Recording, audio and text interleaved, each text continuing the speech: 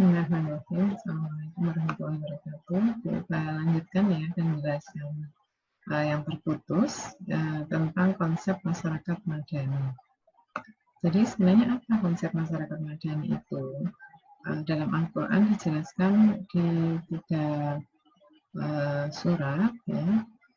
Yang kemarin saya jelaskan sudah ya bahwa masyarakat madani itu konsepnya atau cirinya ya dia adalah umat terbaik. Jadi kalau Islam ingin masyarakat Islam atau umat Islam ingin menjadi masyarakat yang madani, dia harus memenuhi syarat khairu ummah atau umat terbaik. Yang di Ali Imran ayat 110 sudah kita jelaskan pekan kemarin, yaitu kuntum khaira ummah, kamu semua adalah umat terbaik. Ukhrijat linnas, yang dikeluarkan atau yang diutus untuk manusia. Ciri khair ummah yang pertama, ta'muruna bil ma'ruf, menyuruh berbuat yang baik, wa tanhauna 'anil munkar, serta mencegah dari perbuatan yang munkar. Jadi 2 syarat itu. Jika Anda ya umat Islam, ya Anda umat Islam toh, mengambil PAI berarti kan umat Islam. Anda umat Islam ingin menjadi umat yang terbaik. Nah, umat yang terbaik ini apa? Umat terbaik itu ya umat yang nantinya mendapat banyak kebaikan di dunia dan akhirat. Ya, yang namanya terbaik itu kan juara ya. Ya, juaranya umat Islam itu siapa? Yaitu orang-orang yang kontinu ya, menyuruh orang-orang lain, menyuruh dirinya sendiri, keluarganya dan orang lain untuk berbuat baik dan mencegah orang lain untuk berbuat kemungkaran. Jadi ayat ini saya jelaskan kembali, ada asbabun nuzulnya. Apa itu? Jadi saat ayat ini diturunkan, itu ada orang Yahudi berkata pada Ibnu Mas'ud dan Mu'adz bin Jabal, khairum mimma tada'una ilaih wa nahnu afdalu minkum. Jadi agama kami lebih baik dari agama yang kalian dakwahkan. Bangsa kami, ya wa nahnu, nah, kami afdalu minkum, lebih unggul daripada kalian. Kemudian langsung dijawab oleh Allah, turun ayat ini ya, bahwa yang terbaik adalah umat Islam. Tapi bukan hanya sekedar label umat Islam ya. Umat Islam ini maksudnya yang kuntum khair ummah, kamu itu akan jadi orang terbaik, umat terbaik jika ta'muruna bil ma'ruf, menyuruh pada perbuatan yang baik dan mencegah pada perbuatan yang munkar. Jadi seyogyanya di setiap kesempatan kita bisa berbuat kebaikan atau mencegah orang lain untuk berbuat kemungkaran. Dimanapun, meskipun di masa pandemi seperti ini, banyak yang bisa kita lakukan untuk mencegah orang lain berbuat kemungkaran atau menyuruh orang lain berbuat kema'rufan. Dimulai dari diri Anda sendiri misalkan. Sekarang banyak sekali konten-konten YouTube ya, karena waktu luang Anda banyak, kemungkinan yang dibuka ya medsos toh, ya toh? Karena kemungkinan yang dibuka medsos, maka itu bisa menjadi ladang dakwah Anda sebenarnya, daripada Anda misalkan kemarin nunggu antara masuk SBMPTN ya, menunggu setelah ujian, menunggu hasil, kemudian menunggu kuliah, itu kan masih banyak waktu ya. Alangkah baiknya waktu itu Anda gunakan untuk bijak bersosmed ya, tidak hanya sekadar menjadi viewer, follower gitu, tapi Anda menjadi orang yang tampil di situ ya, seperti tugas yang Bu Ilva berikan untuk 1 semester ini. Anda harus mencoba ta'muruna bil ma'ruf ya, dengan cara apa? Mengambil salah satu tema yang Anda inginkan, yang menarik, kemudian Anda buat konten yang baik untuk mengajak orang lain berbuat kebaikan atau mencegah orang lain berbuat kemungkaran ya. Karena dengan cara itulah kita pelan-pelan akan menuju ke khair ummah atau umat yang terbaik.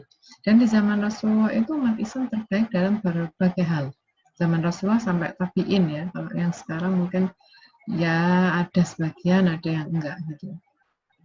Dalam hal teknologi misalkan, orang-orang Islam sangat konsen sekali dalam meneliti ya. Avicenna, Al-Jabbar, teknologinya teknologi tingkat tinggi dalam kedokteran dan dalam matematik. Etos kerjanya juga luar biasa. Kemarin saya jelaskan di penjelasan hadis ya, kalau tidak salah, untuk membukukan satu hadis saja, ya, Imam Syafi'i itu akan meneliti banyak orang. Jadi satu hadis datang ke diterima oleh Imam Syafi'i akan mendatangi satu-satu orang-orang yang meriwayatkan atau mendatangi orang-orang yang tahu tentang perawian hadis itu. Padahal hadisnya Imam Syafi'i di Sunan Ibnu Majah misalkan ya, itu ada berapa? 10 ribuan gitu. 10 ribuan itu hasil sortir dari sekian ratus ribu hadis yang dia anggap tidak sahih. Jadi yang tidak sahih dibuang. Padahal tidak sahihnya hanya karena satu sebab, misalkan perawinya pernah membohongi seekor ayam misalkan gitu. Di bidang pemerintahan juga seperti itu. Anda bayangkan Umar bin Khattab itu ketika mendengar rakyatnya itu ada yang kelaparan, dia sendiri yang manggul beras, gandum lah saat itu ya, dan bahan-bahan makanan untuk diberikan kepada rakyatnya itu. Tiap malam inspeksi. Ya, inspeksi bukan hanya untuk nyari muka gitu ya, tapi memang benar-benar untuk apa? Untuk kesejahteraan rakyatnya. Pemerintahannya sangat bersih. Ya. Bagian pendidikan, ekonomi, politik, transportasi, sampai olahraga juga seperti itu. Itulah khair ummah. Jadi di semua hal yang dilakukan, mulai dari kebaikan-kebaikan teknologi, etos kerja, sampai olahraga, diniatkan untuk ta'muru bil ma'ruf, menyuruh orang berbuat baik, ya, mencegah dari perbuatan munkar. Kemudian konsep kedua, ya, masyarakat Madani adalah umat wasat, umat yang seimbang. Apa itu? Ini dijelaskan di surat Al-Baqarah ayat 143. Wa kadzalika ja'alnakum ummatan wasat. Wakadzalika, dan demikian pula, ja'alnakum, kami telah menjadikan kamu ummatan wasatan, menjadikan kamu umat yang seimbang, yang wasat, yang adil. Ya, litakunu syuhada, agar kamu menjadi saksi ala nasi, atas perbuatan manusia, wa yakuna rasulu alaikum syahida, dan agar Rasul menjadi saksi atas perbuatan kamu.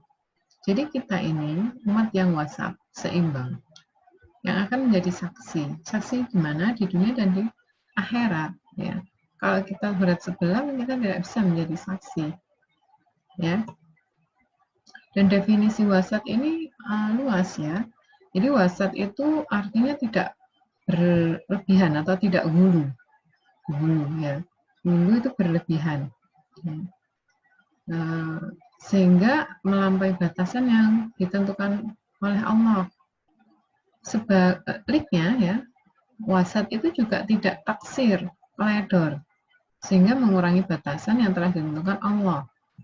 Ya, jadi di tengah-tengah, tidak lebay, ya, tidak juga teledor atau ceroboh, ya, dengan tetap berpegang teguh pada Al-Quran dan pada sunnah atau perjalanan hidup Rasulullah. Ya, artinya tengah-tengah, tidak ke hulu, melampaui batas, juga tidak taksir, tidak teledor. Nah, ada beberapa contoh di zaman Rasulullah tentang wasat dengan hulu ini ya. Saat itu ada seorang laki-laki berkata, aku ingin melakukan sholat malam dan tidak akan tidur sepanjang tahun. Bayangkan, sholat terus tidak tidur. Kuat nggak? Kalau zaman Rasulullah, para sahabat kuat-kuat saja, ya, karena motivasinya kuat. Ya. Dia mengatakan karena sholat merupakan ibadah yang paling utama dan aku ingin menghidupkan seluruh malam dengan sholat. Maka kita katakan ini sikap yang hulu, tidak benar ya. Karena Rasulullah sendiri ketika berkumpul beberapa orang lalu ada yang berkata seperti itu, ada yang berkata, aku akan sholat malam terus dan tidak tidur. Aku akan puasa terus dan tidak berbuka. Artinya tiap hari puasa. Bukanya ya buka maghrib itu, besoknya puasa lagi, besoknya puasa lagi. Orang ketiga berkata, aku tidak akan menikah. Nah, karena dianggapnya wanita itu mengganggu gitu ya, mengganggu ibadah. Sampailah itu di Rasulullah. Kemudian Rasulullah mengatakan, ma balu aqwam qalu kada wa kada. Lakinni usolli wa anam wa asumu wa aftir wa atazzaru wa atazzauju an-nisa faman raiba an sunnati falaysa minni. Yang bagian akhir sering kita dengar ya. Ini teks utuhnya. Ma balu aqwam qalu kada wa kada. Ada apakah gerangan satu kaum mengatakan begini dan begitu? Yang itu tadi. Usolli wa anam. Aku ini sholat juga tidur. Jadi sholat malam juga tidur Rasulullah itu. Meskipun kakinya Rasulullah itu bengkak, artinya porsi sholatnya lebih banyak ya. Tapi tidur. Habis sholat isya itu Rasulullah selalu tidur. Kalau tidak sedang mengajar, berdakwah, itu ya tidur. Nanti jam 1, jam 12 mulai Rasulullah bangun sampai subuh. Terkadang sebelum subuh tidur kailulah ya, sebentar, kemudian bangun sholat subuh. Kemudian wa'asumu wa'aftur. Jadi Rasulullah berbuka juga, berpuasa juga berbuka. Watazawwaju an-nisa, juga menikahi perempuan atau wanita. Paman rohiba an sunnati, barang siapa tidak menyukai sunnahku. Jadi kemarin kita membahas sunnah ya, adalah perbuatan yang dilakukan Rasulullah, kebiasaannya, perkataannya, diamnya, pendiriannya, dan semua yang berasal dari Rasulullah itu as-sunnah. Paman rohiba, siapa yang tidak suka sunnati dengan sunnahku, falaysa minni, maka dia tidak termasuk ke dalam golonganku. Ini dari Sahih riwayat Bukhari. Ya, hadisnya sahih. Ya, artinya sudah mengalami proses filter yang luar biasa. Paman rohiba an sunnati, barang siapa tidak menyukai sunnahku, falaysa minni, maka tidak termasuk dalam golonganku. Terus kita mau masuk golongan yang mana? Ya, mau masuk golongan yang mana? Ya, kalau tidak masuk golongan Rasulullah, berarti kita nggak punya golongan, gitu, dan tidak akan dapat syafaat, ya. Sehingga nanti kita akan dalam kesesatan. Ya. Nah, contoh wasat yang lain, wasat tadi tengah ya, tidak berlebihan juga tidak teredor. Ya, ada orang-orang yang mengatakan, saya nggak butuh amalan sunnah, pokoknya yang wajib-wajib saja yang saya lakukan. Ya, ini teredor juga, karena sunnah-sunnah itu ya harus dilakukan. Pokoknya sholat wajib, tok. Sholat malam itu saya nggak perlu, gitu. Pokoknya puasa Ramadan, tok. Puasa-puasa sunnah tinggal. Gitu. Ya, jadi itu tetap dilakukan. Karena hal-hal yang sunnah itu juga dilakukan oleh Rasulullah. Jadi jangan lebay banget semua sunnah dilakukan sampai nggak istirahat, sampai nggak menikah, tapi jangan juga lebay belas nggak melakukan. Karena apa? Karena sholat malam itu sunnah Rasulullah juga. Buktinya Rasulullah mencontohkan. Puasa sunnah itu ya sunnah Rasulullah ya, karena Rasulullah itu banyak puasanya sampai perut Rasulullah itu diganjal oleh batu ya, karena melahan lahar sekaligus beliau juga puasa gitu. Jadi jangan terlalu lebay banget gitu ya, lebay nggak melakukan. Ya saya khawatirnya kalau di kelas ini lebay nggak melakukan gitu. Coba Anda koreksi, Anda evaluasi setelah bulan Ramadan, Anda puasa sunnah berapa kali? Ramadan ke sini itu kira-kira 3 bulan ya, udah masuk 3 bulan. Coba puasa sunnahnya berapa kali? Kalau Ramadan nih kita anggap full puasa ya. Ditambah sholat sunnah. Sholat tarawih kan sholat sunnah loh. Ya. Sholat malam kadang-kadang masih ditambah. Iktikaf juga sunnah. Gitu. Setelah Idul Fitri, coba Anda ingat-ingat berapa kali sholat sunnah? Sekali Bu, aku Idul Adha. Nah, berarti Anda tidak mengikuti sunnah karena Rasulullah itu banyak melakukan sholat sunnah. Dan Rasulullah juga banyak puasa ya. Beliau mengatakan karena ada sahabat bertanya, saya kuat puasa setiap hari. Jangan. Puasalah, kalau kamu kuat puasalah satu hari puasa, 1 hari tidak. Ya. Itu puasa yang paling baik, puasa Daud namanya. Kalau tidak kuat, puasalah hari Kamis. Puasa Kamis, Senin Kamis ya. Karena itu puasa yang paling dianjurkan dan sunnah dari Rasul, dan banyak kebaikan dari Senin dan Kamis itu karena diturunkannya, mulai diangkatnya catatan amal itu Senin dan Kamis. Jadi kalau Anda mau istilahnya rekayasa gitu ya, Selasa Rebo itu saya agak-agak enak nakal Bu, gitu. Jangan nakal benar, maksudnya tidak banyak kebaikan yang dilakukan. Lakukan kebaikan itu hari Kamis dan hari Senin, terutama sebelum asar. Karena menurut beberapa hadis, catatan amal itu akan naik itu hari Senin dan naik lagi hari Kamis. Gitu. Jadi hari Senin asar naik dicatat, kemudian diturunkan, kemudian hari Kamis juga naik dicatat dan diturunkan kembali. Jadi kalau hari Senin dan Kamis pas Anda melakukan kebaikan-kebaikan, maka Anda itu dicatat yang terakhirnya itu. Ya, menguntungkan. Ya meskipun catatan lengkapnya ada ya. Itu di Senin dan Kamis. Jadi tetap dilakukan hal-hal yang sunnah itu. Jangan pokoknya saya itu Islam, yang saya lakukan itu yang wajib. Tok ya jangan. Itu namanya gulu juga. Teledor ya taksir. Ya, teledor itu bukan wasat. Wasat itu tengah. Yang pernah dilakukan Rasulullah ya kita ikuti semampu kita. Jangan benar-benar kita lepas gitu. Seperti berjilbab misalkan. Berjilbab itu wajib. Ya, jangan kita taksir teledor. Saya pokoknya sholat nggak berjilbab. Ya kita taksir, berarti teledor. Karena berjilbab itu bukan sunnah lagi, tapi wajib.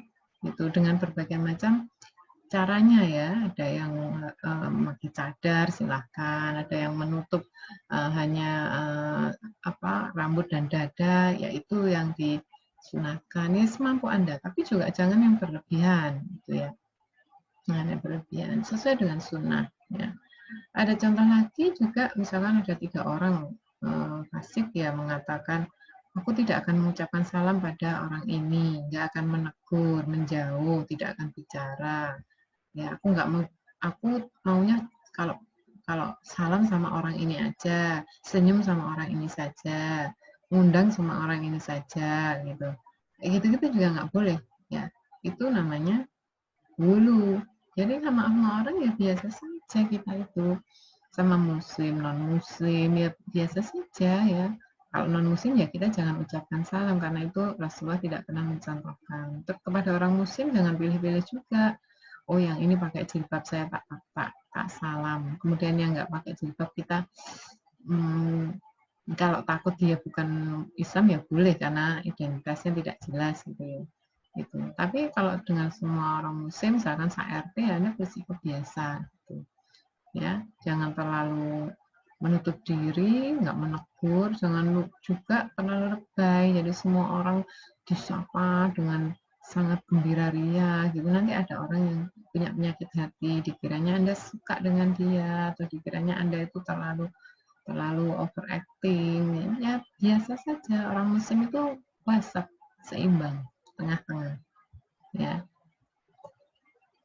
Nah, ciri atau konsep ketiga dari masyarakat Madani itu umat muqtasidah atau masyarakat moderat. Ini di surat Al-Maidah ayat 66. Walau annahum aqamut Taurata wal Injil.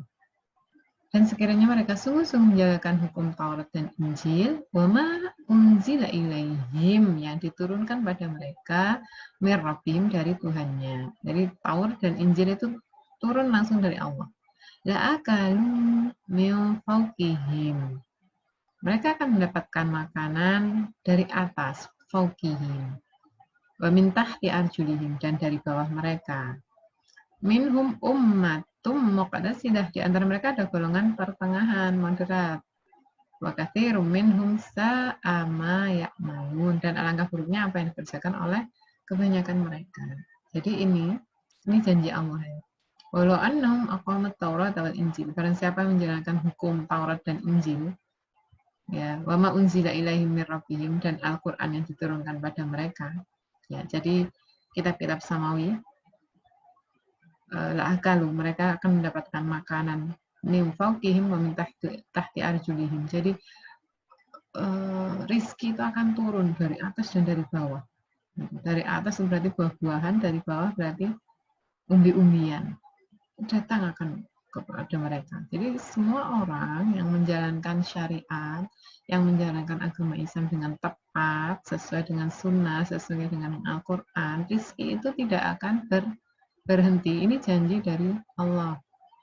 Tapi ada tuh Bu yang sholat terus tapi rezekinya pasti ada yang salah ya. Entah salah niatnya, entah salah caranya gitu. Karena rezeki Allah itu sudah ditetapkan ini. Siapa yang sungguh-sungguh menjalankan hukum Taurat dan Injil dan Al-Quran, niscaya mereka mendapat makanan dari atas dan bawah. Tidak peduli mereka bekerja atau tidak bekerja. Ya, karena dulu pernah saya ceritakan, Imam Syafi'i dan Imam Maliki ya saling berdebat, siapa yang mendapatkan rezeki? Siapa yang mendapatkan rezeki? Ketika Allah menghendaki dia mendapatkan rezeki, maka dia mendapatkan rezeki meskipun dia tidak bekerja, karena Imam Maliki tidak bekerja dan mendapatkan apel saat itu. Ya, di antara orang-orang itu tadi ada muqtasidah, ada orang-orang yang moderat, yang pertengahan, hampir mirip dengan wasat ya. Moderat ini pikirannya terbuka, mudah menerima masukan-masukan dari orang lain, tidak memandang sesuatu dari satu sudut pandang saja, ya, bijak gitu. Ya. Tapi kebanyakan dari mereka itu langkah buruk. Jadi banyak manusia nih ya, maksudnya yang bukan muqtasidah, yang tidak moderat, itu yang tingkah lakunya buruk. Misalnya buruk karena mereka tidak mampu untuk moderat, tidak mampu berada di pertengahan, tidak mampu menerapkan Islam itu sesuai sunnah ya. Sesuai sunnah artinya ya wasat tadi, enggak trader dan juga tidak berlebihan. Nah ini ada satu contoh ya, pada zaman dahulu Nabi Muhammad itu punya utang pada Zaid bin Thabit ya. Oh bukan Zaid yang beragama Yahudi, ada orang Yahudi namanya Zaid. Rasulullah punya utang 80 kilo kurma. Rasulullah juga pernah utang ini ya, artinya utang boleh tapi ya jangan berlebihan, karena Rasulullah ini sepertinya menghutang kurma itu untuk dibagikan kepada umat Islam. Terus Rasulullah berjanji membayar dengan dalam waktu yang disepakati. Ya. Utang ini disengaja ya, jadi Rasulullah itu menyedekahkan kurma ke satu kampung ya, dengan harapan satu kampung itu semua orangnya masuk Islam semua. Ya. Waktu itu Baitul Mal ya, tempat zakat dan lain sebagainya, tidak ada barang, tidak ada uang. Ya, akhirnya Rasulullah menghutanglah itu 80 kg kurma itu, dibagikan ke satu kampung itu hanya masih Islam. Kemudian Zaid ini menagih utangnya, tapi maksa gitu ya. Maksa itu sampai Rasulullah itu kayak diguncang-guncang gitu tangannya gitu. Paksa kayak debt collector gitu. Ya, padahal belum waktunya jatuh tempo. Jadi misalkan Rasulullah berjanji tanggal 30 September nih. Ini baru tanggal 15 September atau 20 September, si Zaid ini udah datang sambil melakukan kekerasan. Ya, Umar lihat dan marah dia. Dia membawa pedangnya dan mengancam Zaid. Ya. Kemudian Nabi mengatakan, Umar sudah nggak usah marah gitu. Aku ini memang punya utang ke dia gitu. Tapi memang belum waktunya. Lebih baik bilang ke Zaid ya, tidak perlu marah. Ya. Karena itu akhirnya Umar ini memasukkan pedangnya. Ya. Kemudian Umar berangkat ke Baitul Mal, ngambil zakat dari Baitul Mal dan bayar utang ke Zaid dengan jumlah yang sama, 80 kilo. Tapi Rasulullah mengatakan tambahi 2 sak. 2 sak itu berapa kilo kira-kira? 25 kali 2, 50 kilo. Kenapa? Ya, karena Umar sempat marah ke Zaid. Luar biasa ini ya, muqtasidah moderat ini, padahal ini orang Yahudi. Salahnya di mana? Rasulullah utang itu nggak salah ya, karena ada temponya. Kalau kita orang awam kan salahnya di Zaid. Kan itu baru tanggal 15. Kan janjinya tanggal 30 dikembalikan hutang itu. Ya toh?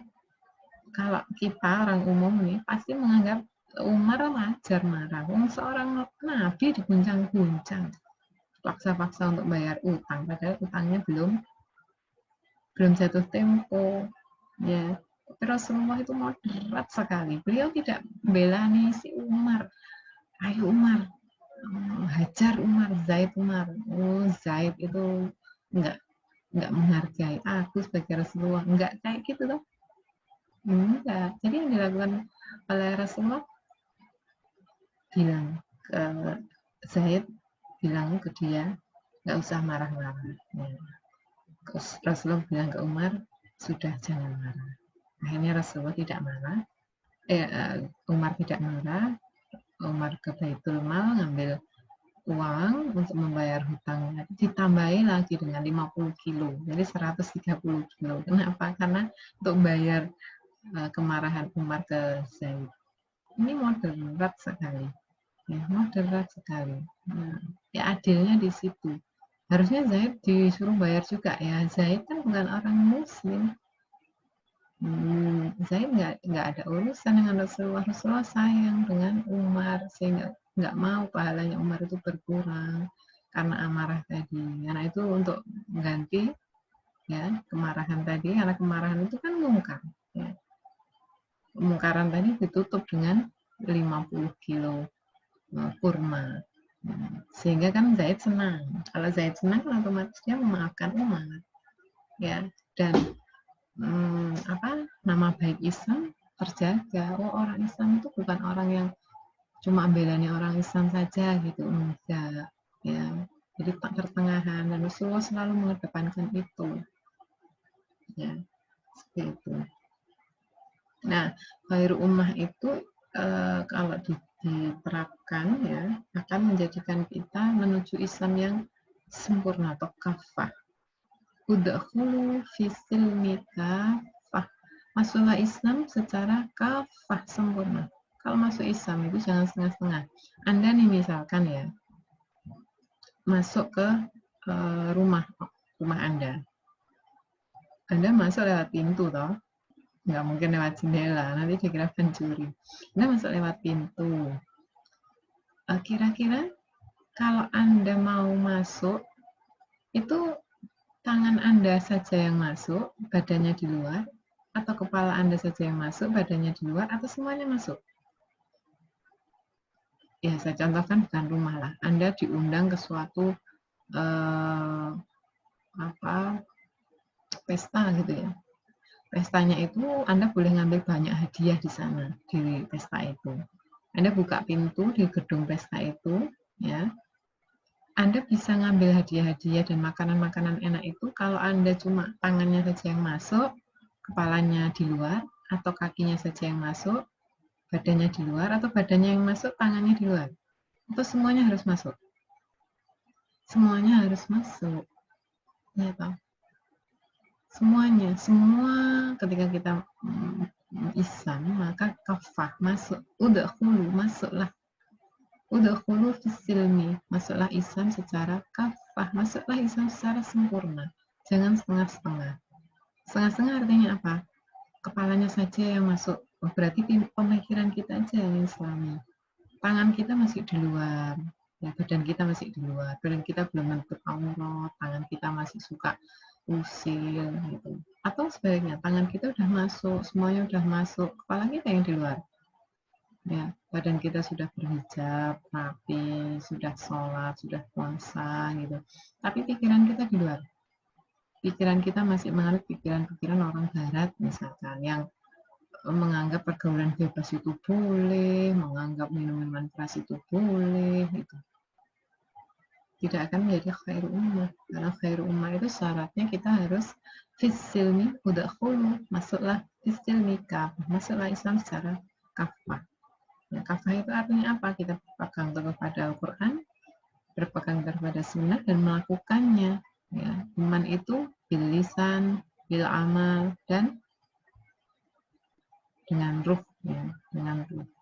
Jadi semuanya. Jadi iman kita itu ya di hati, di lisan, dan di amal. Seutuhnya kita lakukan semuanya. Meskipun juga pelan-pelan ya. Lewat PAI misalkan kita belajar pelan-pelan Islam yang kafah itu seperti apa. Ya, sehingga kita bisa tunduk dan patuh melakukan seluruh syariat yang diterapkan atau yang diberikan oleh Allah kepada kita. Nah, selain ayat itu juga ada Imran 103 dan 104 ya tentang visi kemasyarakatan ya. Jadi masyarakat Madani itu punya visi. Konsepnya ada 3, khair umat terbaik, wasat, pertengahan, dan moderat, terbuka gitu ya. Kemudian visinya yang pertama kesatuan umat. Ya, masyarakat Madani itu mengutamakan kesatuan umat untuk menghindari perpecahan. Umat yang mana? Umat yang di bawah Islam.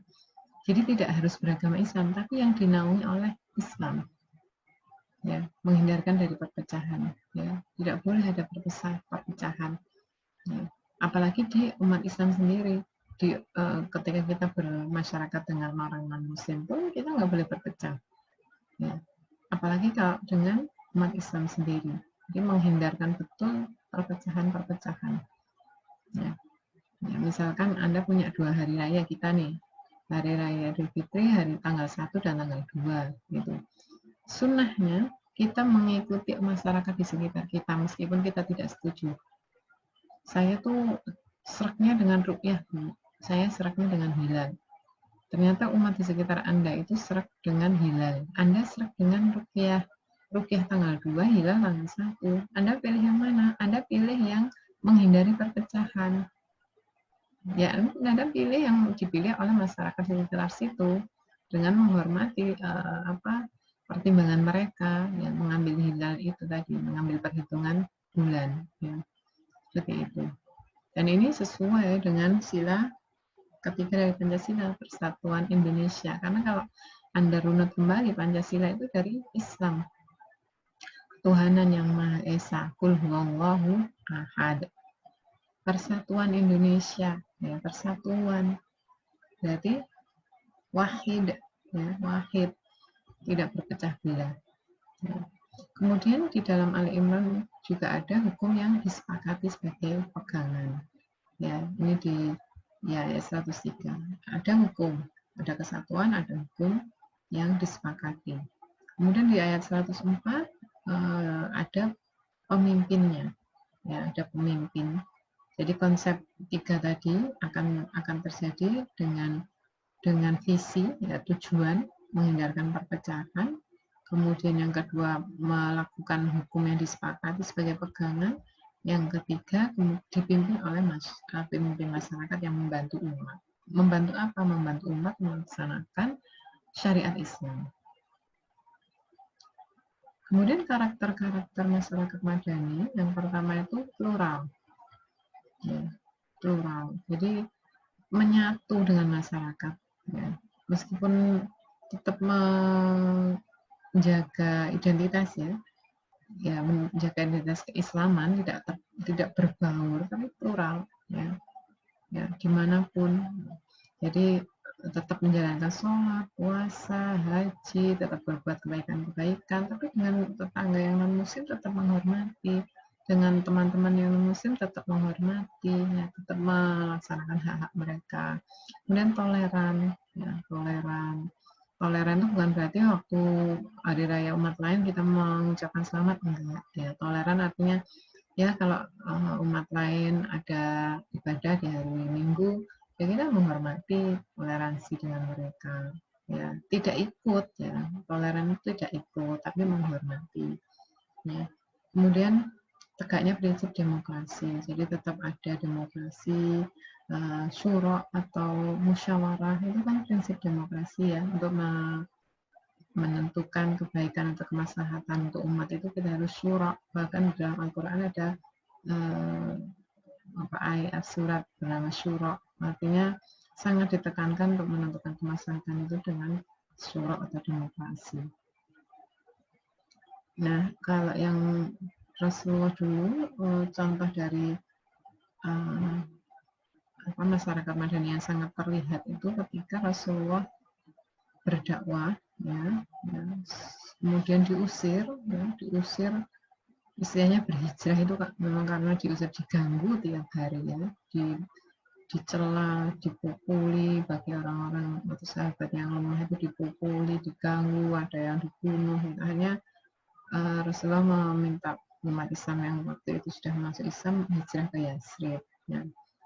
Hijrah ke Yasrib, kemudian hijrah lagi ke Madinah. Di Madinah itulah ada yang namanya Piagam Madinah. Jadi ada klausul-klausul atau hal-hal yang ditekankan bagaimana agar masyarakat Madinah itu mencapai kemaslahatan yang besar dan berhasil. Ya. Hal-hal yang dilakukan oleh Rasulullah setelah Piagam Madinah itu yang pertama membangun masjid. Ini dilakukan pertama kali, ya, membangun masjid. Ya, untuk apa? Untuk pusat ibadah. Ya, itu yang paling utama. Yang kedua untuk tempat diskusi, musyawarah, juga tempat para muhajirin.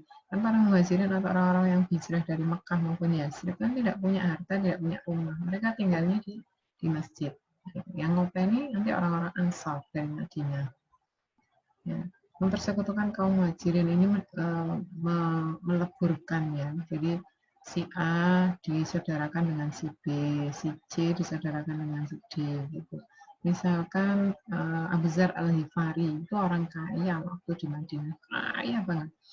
Beliau hijrah ke Madinah dan tidak punya apa-apa dan tidak membawa apa-apa demi memeluk Islam. Kemudian dipersaudarakan dengan salah satu sahabat. Salah satu sahabatnya kaya banget, istrinya itu 3 kalau tidak salah. Ketika dipersaudarakan, Abu Dzar itu disuruh milih mana rumah yang mau kau tinggali, mana harta yang ingin kau miliki, mana istri yang ingin kau miliki, ambil saja, terus gratis gitu. Tapi Abu Dzar ini ya nggak ngelunjak. Kalau kita mungkin mana rumah yang mau ditinggali, saya milih yang tingkat 5 gitu. Mana harta yang mau diambil, itu semuanya saya ambil gitu. Itu mungkin kita. Kalau Abu Dzar enggak, Abu Dzar tunjukkan saya pasar. Nah, pasar itu kan tempat berdagang, tempat mencari rezeki. Terus akhirnya Abu Dzar ke sana, dan Abu Dzar itu golden touch, ya. Setiap dagang itu mesti untung, pasti untung. Meskipun beliau pernah mendengar Rasulullah mengatakan begini, Abu Dzar itu nanti hisabnya paling terakhir. Kenapa? Orangnya kaya. Abu Dzar itu sedih. Kok hisabnya terakhir, ngitungnya lo terakhir karena saking banyaknya hartanya. Akhirnya Abu Dzar itu ingin mengurangi hartanya. Jadi waktu itu di Madinah itu ada panen raya kurma, tapi semua kurma di Madinah itu busuk. Akhirnya kan banyak yang dibuang, tapi oleh Abu Dzar nggak boleh buang, dibeli semuanya. Jadi mungkin berton-ton kurma itu dibeli semuanya, busuk. Dengan harapan apa? Kalau busuk dia membeli ya dengan harga normal, otomatis kan dia bersedekah dan terkurangi hartanya. Kalau berton-ton kan lumayan, ya 1 kilo aja kalau sekarang itu harganya 40.000 lah. 1 kilo, kalau 1 ton berarti 1.000 kilo, 40 kali 1.000. 40.000 dikali 1.000, 40 juta. Kalau ada misalkan 100 ton, Madinah kan banyak orangnya yang pedagang petani kurma. Ya, misalkan 100 ton aja berarti sudah 4M. Ya, 4M untuk membeli kurma busuk.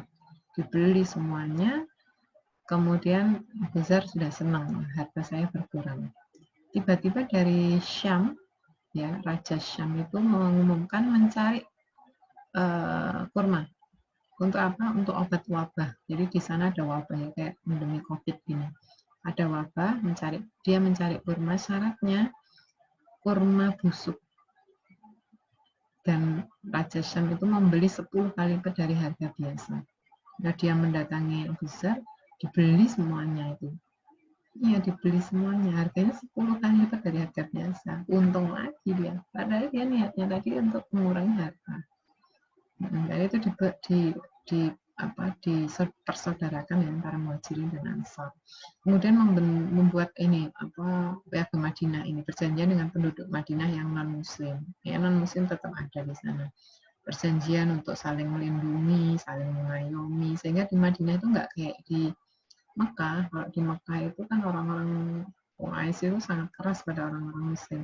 di Madinah ini di awal Rasulullah membuat piagam Madinah itu agar saling mengayomi, tidak saling membenci antara muslim dan non muslim, sehingga di sana kehidupannya cukup ideal. Nah, paradigma yang terjadi kan tidak seperti itu yang terjadi di Indonesia ya. Di Indonesia itu mayoritas muslim tapi belum sampai ke sana. Ya, belum sampai ke sana. Ya. Kalau dulu mungkin iya, tapi semakin ke sini semakin berkurang, semakin berkurang.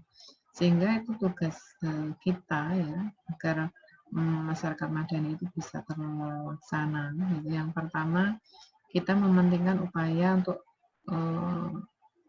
menyatukan umat muslim. Ya. Yang kedua, merombak sistem politik tapi tetap menghormati hak asasi manusia. Ya, membangun masyarakat madani dengan basis pembangunan demokrasi. Jadi tetap diupayakan semua yang maslahat itu dilakukan. Kemudian strateginya bagaimana? Tadi kan di awal saya sudah menjelaskan masalah utama itu kesenjangan sosial. Yang kaya tambah kaya, yang miskin tambah miskin. Maka semua umat Islam berupaya ke sini. Gimana caranya golongan menengah itu tambah banyak. Ya, golongan menengah tambah banyak. Jadi yang miskin kurangi menjadi golongan menengah. Yang kaya ya biarlah kaya tapi tidak menumpuk-numpuk hartanya. Dia membagikan dalam bentuk sesuatu yang lebih objektif dan kreatif. Misalkan membuka lapangan kerja, gitu kan bisa menyerap banyak tenaga kerja sehingga golongan miskin masuk ke golongan menengah. Kemudian menerapkan sistem politik yang kondusif, ya, yang tidak saling meninggikan kepentingannya sendiri. Karena sistem politik dalam Islam itu sebenarnya untuk menjadikan umat muslim itu maslahat dan menjadikan orang-orang yang di luar muslim juga mendapatkan maslahat. Ya. Yang ketiga, upaya penyadaran politik ya, dari lapisan menengah ke bawah. Jadi ya kita ambil yang positif gitu dari politik itu. Yang umat Islam pun bisa masuk ke arah politik dan harus itu ya, umat Islam harus masuk ke arah politik karena umat Islam itu akan menjadi khairu ummah kalau ta'muruna bil ma'ruf wa tanhauna 'anil munkar. Ketika dia terjun ke politik menjadi anggota dewan, banyak kemaslahatan yang dia buat dengan pasal-pasal itu luar biasa gitu. Ya misalkan saja pengangguran, buatlah peraturan daerah. Semua orang miskin akan mendapatkan santunan dari orang kaya, atau semua orang miskin di masa pandemi ini akan dipekerjakan di pemerintah daerah. Itu kan luar biasa. Pemerintah daerah nanti mengusahakan dari mana ya hartanya, apa uangnya atau biayanya, dari perusahaan-perusahaan besar atau dari orang-orang yang kaya, pajak dan lain sebagainya. Dia mengkreasi itu agar di umat itu orang-orang yang miskin tidak semakin banyak, kesenjangan sosial menjadi semakin mengecil. Ya, ini akhir dari pembelajaran kita tentang masyarakat madani. Jadi intinya konsep masyarakat madani itu ada 3, yaitu masyarakat madani ini harus menjadi khair ummah. Khair ummah artinya dia selalu mengajak orang lain berbuat kebaikan, dia juga mencegah orang lain berbuat kemungkaran. Selain itu, masyarakat madani ini cirinya dia wasat. Tidak berlebih-lebihan, dia juga tidak taksir atau teledor atau campur. Begitu juga dia muqtasidah, dia moderat pemikirannya, bisa mendapatkan masukan dari manapun untuk kebaikan dan kemaslahatan umat. Jadi untuk menuju masyarakat madani sebenarnya dimulai tidak dari mana-mana, tapi dimulai dari diri Anda sendiri. Kalau diri Anda sendiri sudah mulai membiasakan ta'muruna bil ma'ruf, menyuruh orang lain dan diri sendiri berbuat kebaikan. Kemudian Anda setiap hari berupaya mencegah kemungkaran, Anda berupaya untuk selalu wasat, tadi ya wasat, nggak lebay dan beribadah, gitu. Juga tidak sama sekali meninggalkan, yaitu tengah-tengah, gitu, moderat, berpikiran maju, berpikiran terbuka ya terhadap ilmu, terhadap sains, dan terhadap yang lain-lain, selalu berupaya melakukan kebajikan-kebajikan, ya sedih jika ada kesenjangan sosial dan berupaya untuk meminimalkan itu, Anda masuk ke sana. Jadi masyarakat madani itu bermula dari diri kita sendiri. itu akhir dari materi kita hari ini. Mohon maaf jika terjeda ya, tapi tidak masalah. Kita break dulu sebelum sesi tanya jawab di Google Meet nanti.